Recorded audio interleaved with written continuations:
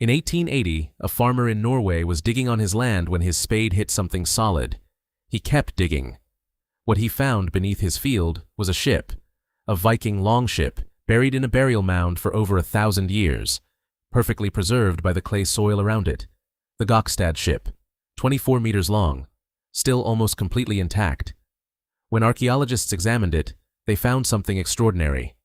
The ship was not just impressive, it was engineered. Every plank, every joint, every iron rivet had been placed with specific intent. This was not a boat that had been thrown together by raiders with axes. This was the product of a tradition that had been refined over centuries, a tradition so sophisticated that the techniques it used would not be improved upon by European shipbuilders for hundreds of years. This is how the Vikings built their ships.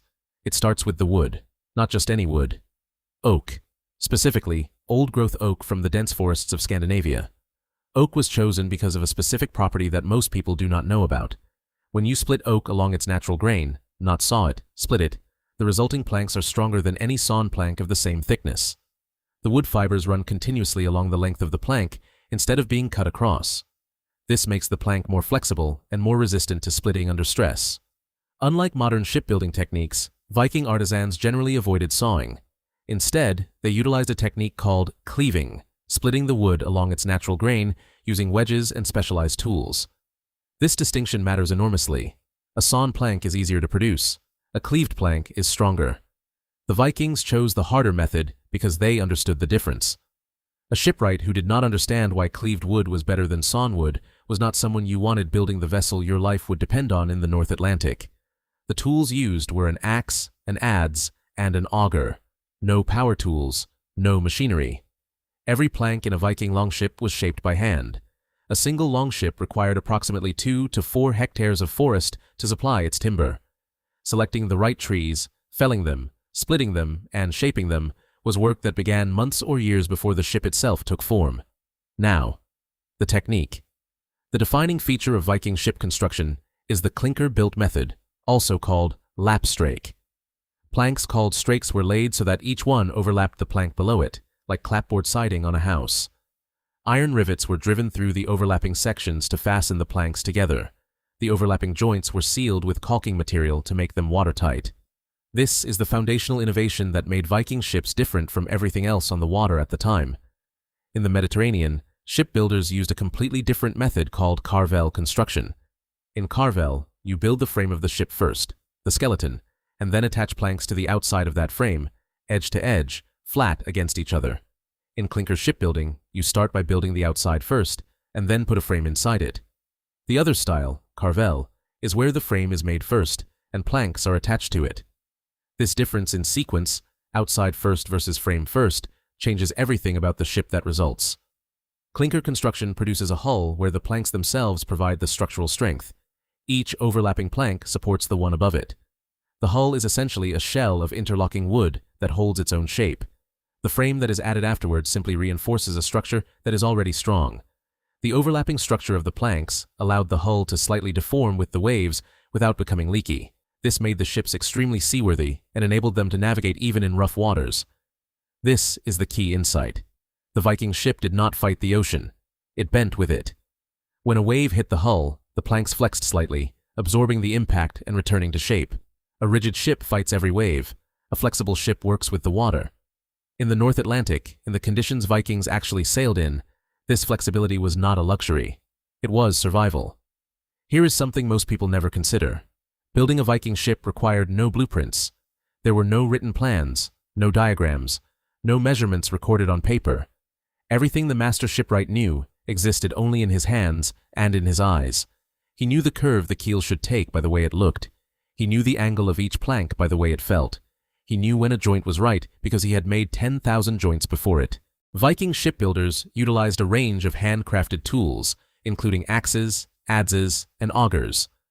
They relied on techniques passed down through generations, using these tools not only for cutting and shaping wood, but also for intricate carving and detailing.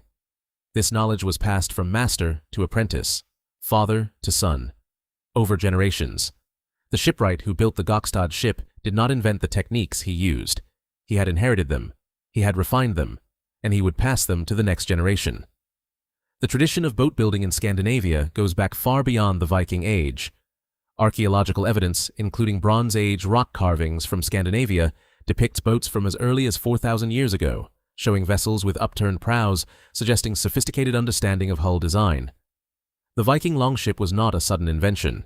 It was 4,000 years of accumulated knowledge, compressed into one vessel.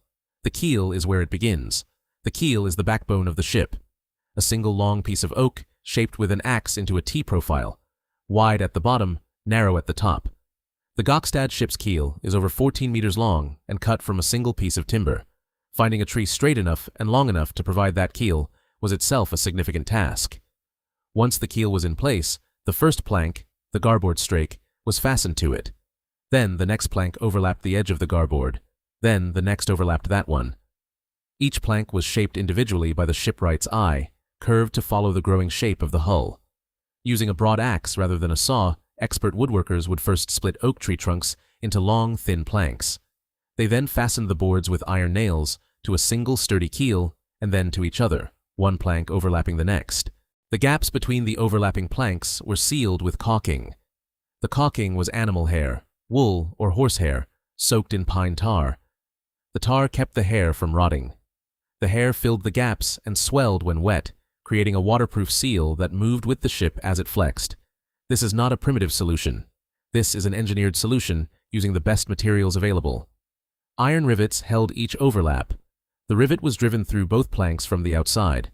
On the inside, a small iron plate called a rove was placed over the protruding tip, and the tip was hammered flat, clinched, locking the two planks together permanently.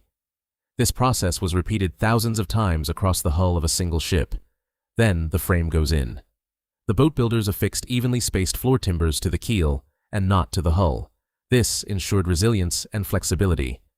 They then added crossbeams to provide a deck and rowing benches and secured a massive beam along the keel to support the mast. Notice what this means. The floor timbers are attached to the keel, but not rigidly attached to the hull planks. They are tied to the hull with a specific kind of lashing, loose enough to allow the hull to flex independently of the internal structure. The frame and the shell can move relative to each other. This is deliberate. A rigid connection between frame and hull would transfer stress directly and reduce flexibility. The Vikings understood this and designed around it. The mast support, a massive oak beam called the keelson, ran along the bottom of the ship and distributed the enormous force of the sail across the keel. The mast itself could be lowered quickly using a system of wooden supports. On rivers, under bridges, in harbors, you lowered the mast. On the open ocean, you raised it. The construction of a Viking longship could take up to a year, a testament to the meticulous craftsmanship that went into their creation. 1 year. For a single ship.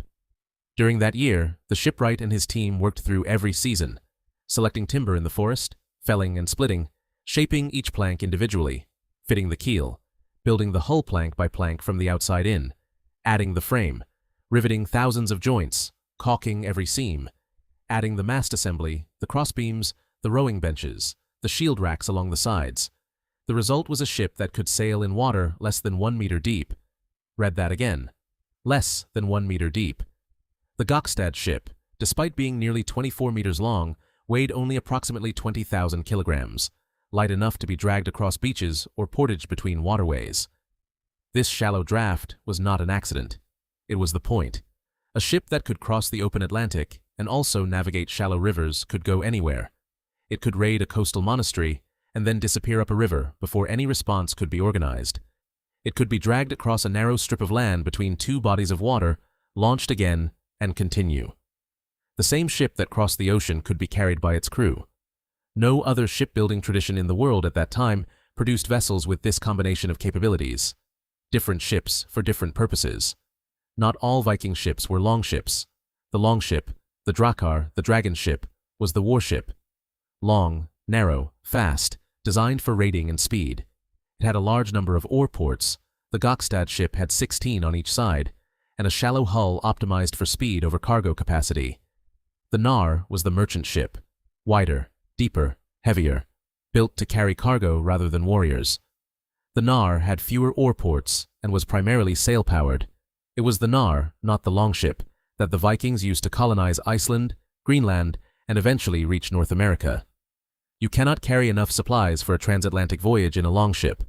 There were also smaller vessels, the snekja, the faring, used for coastal raiding, river travel, and fishing.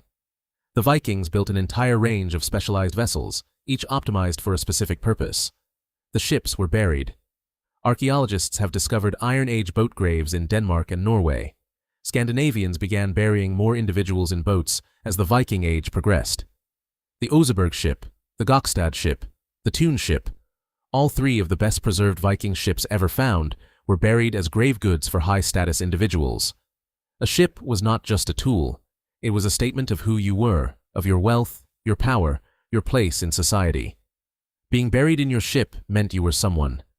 The Oseberg ship, buried around 834 AD, contained the remains of two women, one believed to be a queen or high priestess. The ship was packed with goods, textiles, wooden furniture, sleds, horses, cattle, and some of the finest decorative wood carving ever found from the Viking Age. They buried their most precious possessions. They buried them in a ship. The Gokstad ship was tested. In 1893, a full-scale replica of the Gokstad ship was built and sailed across the Atlantic from Bergen, Norway, to Newfoundland, Canada. The crossing took 28 days. The crew reported that the ship flexed visibly in heavy seas, the hull twisting and bending as waves passed under it, but remained completely watertight throughout. They also reported that the ship regularly exceeded 10 knots, faster than many modern sailing vessels of similar size. A ship built using thousand-year-old techniques by a crew using 19th-century navigational equipment crossed the Atlantic in less than a month and outperformed expectations at every point. The Viking ship has no weatherproof cabin, no modern navigation, no engine. You are completely exposed to the North Atlantic, but it was designed by people who crossed that ocean successfully. The hull flexes with the waves.